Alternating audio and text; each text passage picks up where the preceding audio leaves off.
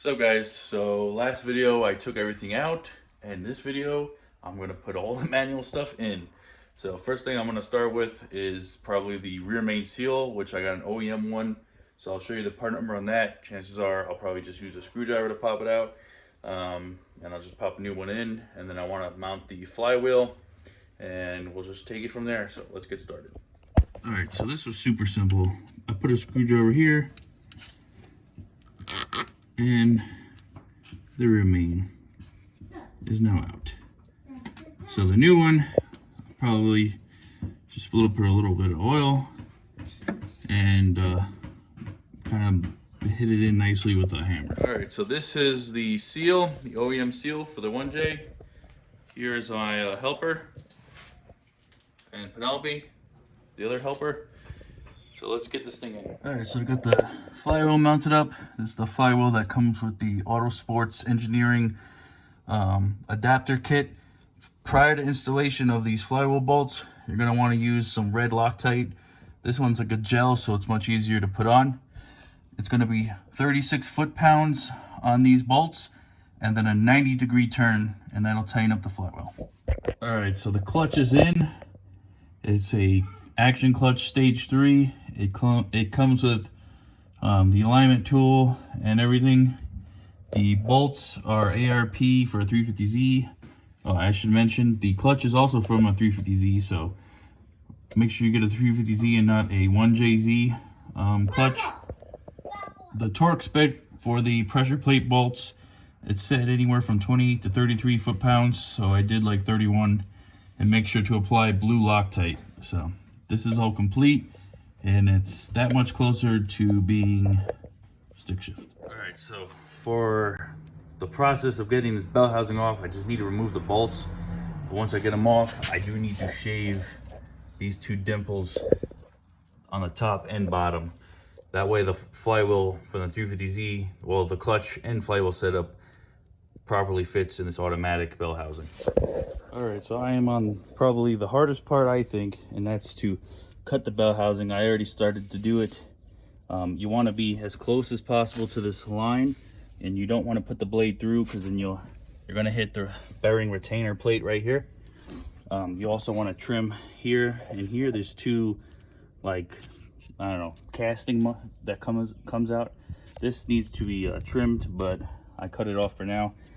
So I'm going to get this bell housing off. Wish me luck. All right, so I skipped ahead a bit, but bell housing's cut. Toyota bell housing is now on the adapter. All the it tells you on it, but it's a 30 foot-pounds for all these Allen key bolts. And then I just kind of tightened up all the other ones for the bell housing. So that's all in. I used a new Nissan seal for the adapter to the Nissan Trans, and a new Nissan input shaft seal.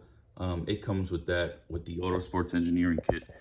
So now that that's done, probably do the pedal, because that's the next big thing. After that, it's kind of just going in. All right, so I marked my holes for the master cylinder. I made this little template, and then I don't even know which way it went, but I think it was this way. I used the master cylinder as a template, and then just put the two holes there. So now I'm gonna drill it and hope that it all lines up. All right, so I cut my holes. I did mess up, so I had to redo another hole. As you see, the reservoir is not on it, and that's because it does not fit. It hits the firewall. So I need to do some kind of remote reservoir, probably just mount it like up here or something, I'm not sure. But I'm going to try and set this up without having that. I think it won't be an issue, because the fitting will just go right here. I've already been under the dash. It's gonna be a real pain, but I think I'll just try my best to get it in and then show you exactly what I did. Hello, pal. So I zip tied it like this. The hood closes and all that. I would have liked to had put it here, but it's kind of too big. But the hose, the only thing is it comes up and over. But I really don't think that'll be a problem. Tell me what you think. I know it's not the prettiest, but I think it'll work. So for the fin fab shifter, the first thing you're gonna do is place this. This cup needs to face down. there's a 10mm bolt supplied with a block nut. After that, you'll get this whole shifter assembly. This bottom plate you can put first, or you can put it together. I greased this ball and I greased the inside.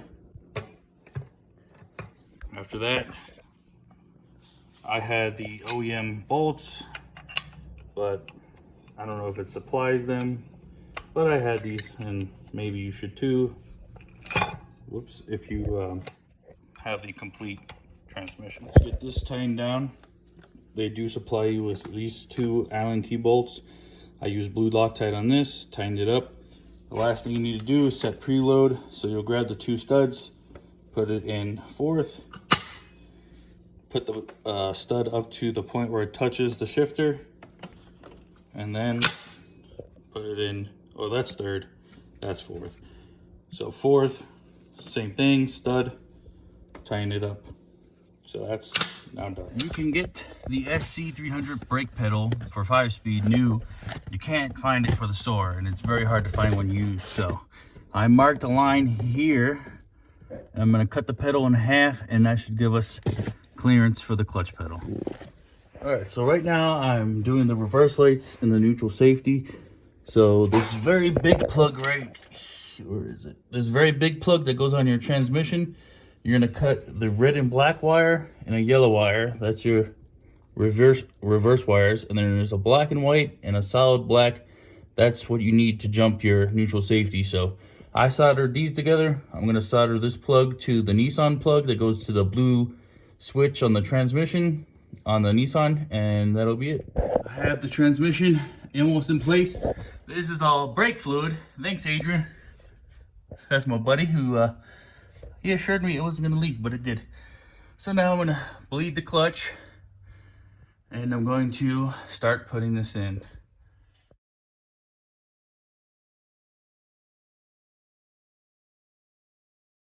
All right, I apologize. The transmission is in. It's very hard to show you how, but I recommend you do it with 2 people or 2 jacks. I did it by myself. It was a real pain. I had to jack up the front of the engine, tilt it all the way back, line up the engine, the transmission. I had to put the drive shaft in the back, spin it a couple times, and then it popped in. But that's much easier said than done. But it was pretty hard and heavy by myself, but it is now in. Got the cross member in, and I just finished up getting this adapter plate on for the drive shaft. This is also from Auto Sports Engineering. It's I got this, their flywheel, the adapter plate, this adapter plate. The drive shaft also came from them, so shout out to them.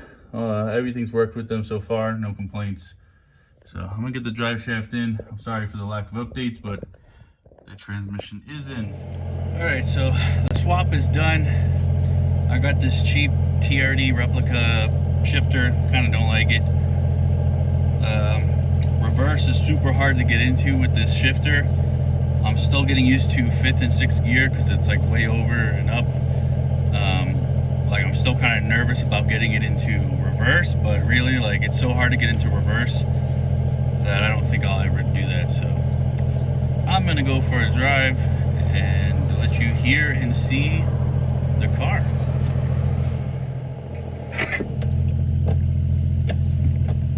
Literally 2 hands just to get it.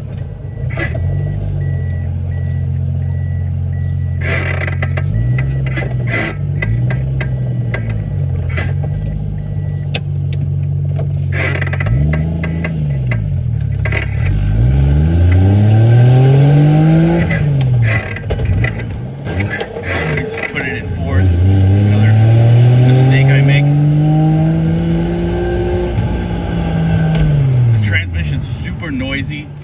I thought there was something wrong with it, but every single cd-0009 swap I see, noisy as hell.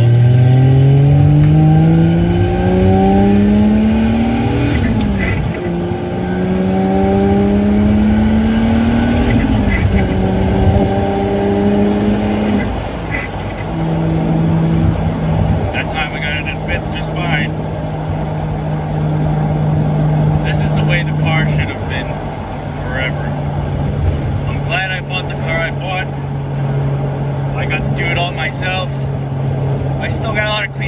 as you can see, I got the shifter boot. Everything's kind of just like this, just because I had to cut a hole here for the shifter to fit through the tunnel. But the car just drives beautifully. It's everything I could have wished for and more. I had a couple issues, but they're all pretty much resolved.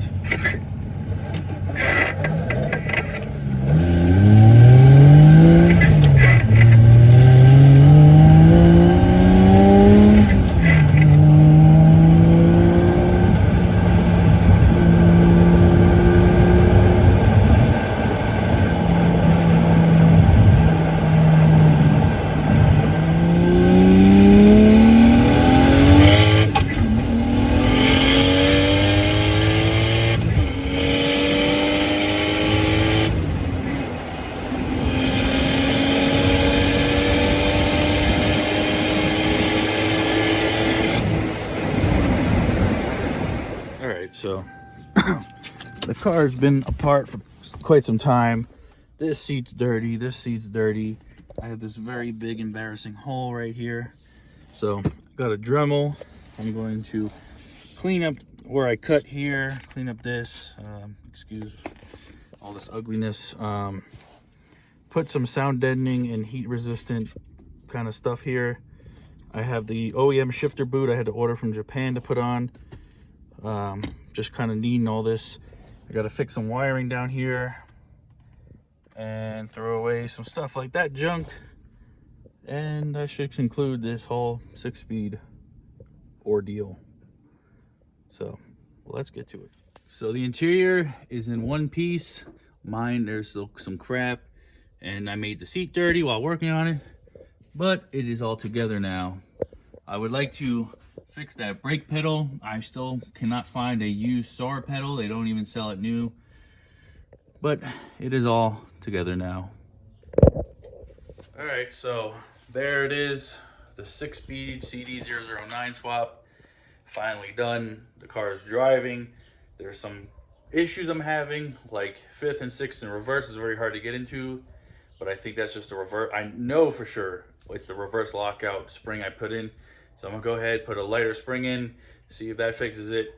I'm not happy with the clutch master setup, so I did order a new one from Grana's Racing. It's gonna be totally different. It's gonna fit like OEM, so that'll be coming soon. And I just wanna drive the car more, get more used to just driving with my left hand, because that's totally new to me. And I'm sure a lot of you guys out there that, you know, are from the US with, you know, left-hand drive, we're used to using our right hand. So that'll take some time, but overall, I love the way it drives. The car feels responsive, it feels much faster. It's the way it should have been from the get-go, but you know what? I wanted to do it myself, and I'm happy I did. So if you have any questions about this swap, what parts I used, issues, or anything specific, you know, you could hit me up in the comments, or check me out on Instagram, jzchris92. Please like and subscribe. I appreciate it. Till next time, later.